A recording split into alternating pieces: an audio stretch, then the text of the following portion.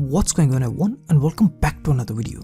My name is Noman and today's analysis video is going to be about Tottenham versus Arsenal.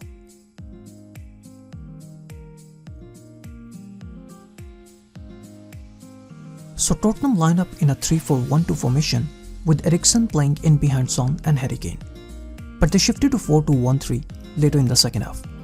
Lamela was introduced as a winger and Wanyama was taken off. So Pochettino moved Danny Rose in the midfield. While Arsenal on the other hand lined up in a 4-2-3-1 formation, but they mostly kept a 4-4-2 formation on the pitch without possession. Arsenal started the game with very high intensity. They tried to put pressure on Tottenham's backline through the high press. Arsenal's high press, and they are trying to block Tottenham's build-up from the back. But Arsenal's pressing in this game was not so well organized. Arsenal under Unai Emery defend with the high line. When you defend with the high line, the pressing becomes more compact and well organized. But in this game, Unai changed his approach a bit, and Arsenal's defensive line often stayed back. Arsenal's front and midfield lines pushed up to press Tottenham, but Arsenal's defensive line stayed back, and as a result, spaces started to open up in the middle of the pitch. Arsenal's front and midfield lines pushed up to press, but because of the deep defensive line, there was a big gap in the middle of the pitch, behind Arsenal's midfield line. Arsenal's very poorly organized pressing, and look at the gap in the middle. Spurs were easily able to build up from the back. But now the question is that why did Emery change his approach and asked his defensive line to drop back? Emery used the high defensive line approach against Tottenham in the League Cup, and Tottenham were easily able to use Son's space to hit Arsenal. So this is from the Carabao Cup game. Arsenal kept a high defensive line, and Tottenham were able to use Son's space to hit Arsenal. So in order to deal with Son's space, Emery this time didn't take any chances and asked his defensive line to stay back. Tottenham have possession in their own half, and Emery usually asks his team to defend high in a narrow block and play the offside trap.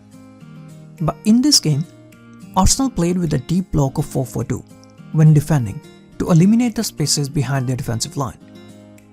Kane often dropped deep in this game, and he tried to pull Arsenal's centre-backs out. Kane often dropped deep in this game, hoping that one of the centre-backs will follow him and that will open up the space for Son's run. But Arsenal's centre-backs didn't follow Kane to ensure that they don't leave any spaces open for Son's run. So whenever Kane dropped deep, Arsenal's centre-backs didn't follow him, but Arsenal instead used Monreal to cover Harry Kane, and thus they covered the central spaces and forced Tottenham wide. Kane drops deep, but Arsenal's centre-backs stay in their line, and Monreal moves out to cover Harry Kane, which leaves the spaces open on the wide wing. Centre-backs didn't move out to cover Harry Kane, and instead they used Monreal to ensure that the central spaces are well blocked. Arsenal played with a deeper defensive line, while Tottenham on the other hand kept a very high line. And as I mentioned in my last video as well, there is always a risk with a high line. Tottenham's very high defensive line, Sanchez misses the flight of the ball, and Arsenal scores an easy goal. Tottenham failed to play the offside trap, and Ramsey scored the opener. Arsenal in this game kept a very tight marking on Eriksen throughout the game. Guendouzi marked him in the first half, and Torreira marked him in the second half. So as we can see here, Guendouzi was marking Eriksen in the first half, and Torreira did the same job in the second half. Eriksen on average completes 53 passes per game, and he also generates 2 key passes per game. But in this game, Eriksen only completed 32 passes, with 0 key passes. This significant drop in Eriksen's number is a clear indication that Emery was able to eliminate Eriksen's threat through that tight marking. Arsenal's wingers Iwobi and Mkhitaryan both worked really hard in this game to help Arsenal defensively. Tottenham's wingbacks were pulling Arsenal's fullbacks out to create spaces in the defensive line for the midfield runners, so Iwobi and Mkhitaryan worked really hard to cover those spaces. Monreal was taken out by Trippier, and Iwobi drops in the defensive line to cover the half spaces. Same thing on the other end as well. Mustafi goes wide to cover Danny Rose, and Mkhitaryan drops back to cover any midfield runners. Tottenham still had some very good chances, but their decision making in the final third often let them down. Eriksen is in so much space, and all he needs is a cutback from Trippier, but Trippier fires the ball out of play. Poor decision making and vision. Same exact situation.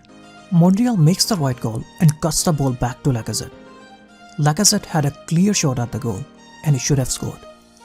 Arsenal were 1-0 up, so Pochettino took Wanyama off and he introduced Lamela in the game. Wanyama's substitution provided Arsenal with the central passage, which was previously covered by Wanyama. Previously, Wanyama covered that space in front of the defense. But when Wanyama was taken off, Spurs had no one to provide protection, which made it easy for Arsenal to move through the center. Arsenal then used that central space in front of Tottenham's defense to create some very good chances. Since it was too easy for Arsenal to break through the central areas, so Pochettino decided to change his shape. Tottenham changed their shape from back 3 to back 4, and the formation was 4-2-1-3. Danny Rose dropped in the midfield alongside Sissoko, and thus Rose covered those central spaces while Sissoko played as a box-to-box midfielder. Spurs now shifting to back 4, and the formation is 4-2-1-3. Danny Rose has dropped in the midfield. Both the teams made some very good tactical calls in this game to neutralize the opponent. With this draw, Spurs are now only 3 points ahead of Manchester United at the third spot, and the top 4 race is wide open. So who do you think will finish in the top 4? Comment below and let me know. Thank you so much guys for watching the video. Please don't forget to like and subscribe.